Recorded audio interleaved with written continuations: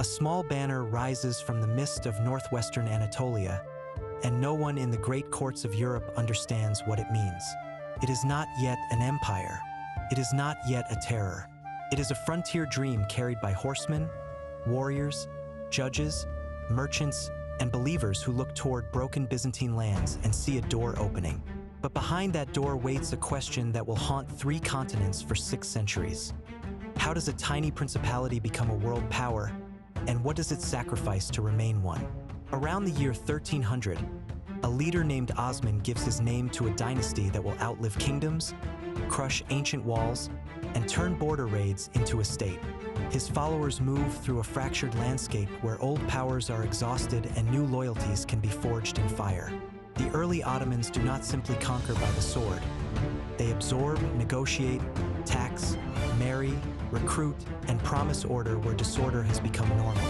Every village gained, every fortress taken, every alliance made quietly tightens the grip of a future empire. Then the Ottomans cross into Europe, and the story changes forever. The Balkans become both battlefield and bridge, a place where armies ride under crescent standards and Christian rulers discover that the threat is no longer distant. Cities fall, tribute is demanded, roads, rivers, and mountain passes become arteries of imperial expansion. Yet the empire's greatest prize still stands ahead, wounded but defiant, surrounded by legends older than Islam and older than the Ottomans themselves. Constantinople. For centuries, Constantinople had been more than a city. It was a wall against conquest, a jewel of the Eastern Mediterranean, a memory of Rome preserved in stone, ceremony, and faith. By the 15th century, it is weakened, underpopulated, and nearly surrounded, but its walls still carry the weight of prophecy and pride. When Mehmed II turns his eyes toward it, he is not merely planning a siege. He is planning to rewrite history, and the sound that announces his ambition is not a prayer or a trumpet, but cannon fire. For 55 days in 1453, the earth shakes outside Constantinople. Ottoman guns hammer ancient defenses. Ships crowd the waters. Soldiers wait in the darkness with ladders, ropes, and fear hidden beneath discipline. Inside the city, defenders know that if the walls break, an empire more than 1,000 years old may die before sunrise. Then, on May 29th, the impossible happens. The walls are breached, the Byzantine Empire ends, and the Ottomans inherit not only a capital, but the mythic authority of the city that becomes Istanbul. From that moment, the Ottoman dynasty no longer rules like a frontier house. It rules like an empire of empires. Palaces rise, markets fill with silk, spice, steel, and rumor.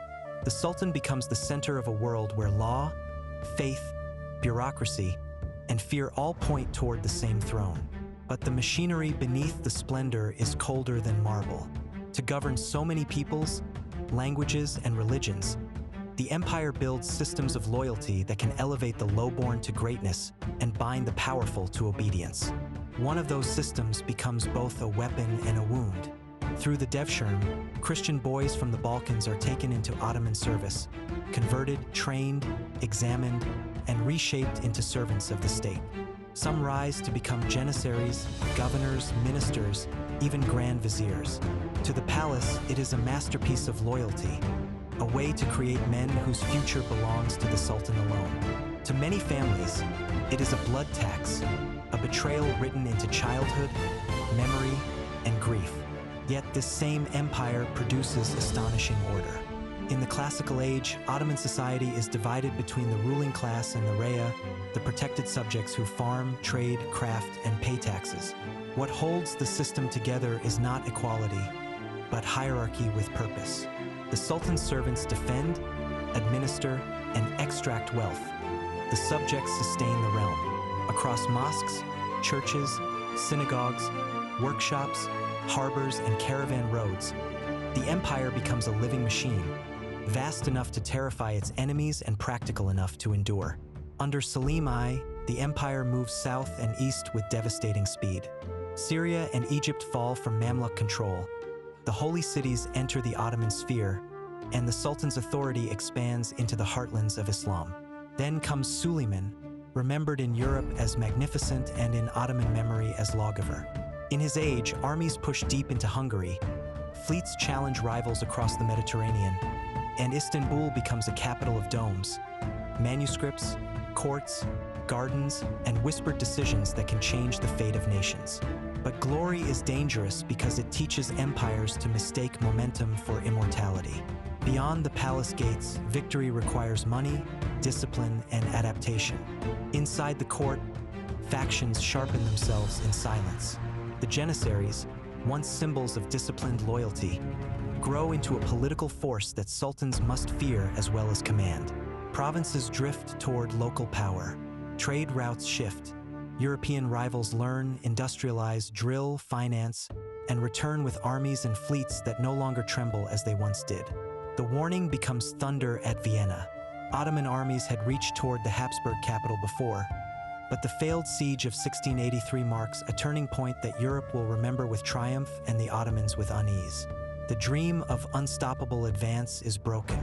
In the years that follow, Hungary is lost, enemies press from multiple directions, and a cruel truth begins to spread through the empire. The old methods that built greatness may not be enough to defend it.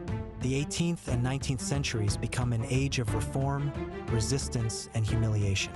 Sultans attempt new armies, new schools, new laws, new ministries, and new ways to centralize power. But every reform threatens someone. Soldiers who fear losing privilege, religious authorities guarding tradition, provincial leaders protecting autonomy, and European powers waiting for weakness. The empire is called the sick man of Europe, yet it refuses to die. It limps, bargains, reforms, represses, and survives, still enormous, still sacred to many, still feared by some. Then nationalism spreads like fire through the imperial house. Peoples who once lived within Ottoman structures begin to imagine futures outside them. The Balkans erupt. Wars devour territory. The empire loses most of its remaining European lands in the Balkan Wars, and each defeat sends refugees, bitterness, and panic back toward the capital. What had once been a system for managing diversity becomes a battlefield of identity. The empire does not collapse in a single moment. It is pulled apart by every border it can no longer hold. In World War I, the Ottoman government chooses alliance with Germany, gambling that victory can rescue the state from dismemberment. Instead, war becomes the final furnace. Armies march across deserts, mountains, straits, and ruined provinces. Hunger spreads. The Armenian population suffers deportation and mass killing under the Young Turk government, a catastrophe that remains one of the darkest chapters of the empire's end. By the time the guns fall silent, the old Ottoman world is broken beyond repair. The Sultanate is abolished in 1922, and the Republic of Turkey is proclaimed the following year. The palace loses its command, the dynasty fades into exile, and maps are redrawn across the Middle East and Southeastern Europe. But the Ottoman Empire does not vanish from history. It remains in cities, borders, memories, cuisines, legal traditions, architecture, music, and wounds. The story is not simply rise and fall. It is the story of how power creates glory, how glory demands blood, and how every empire eventually faces the betrayals hidden inside its own survival.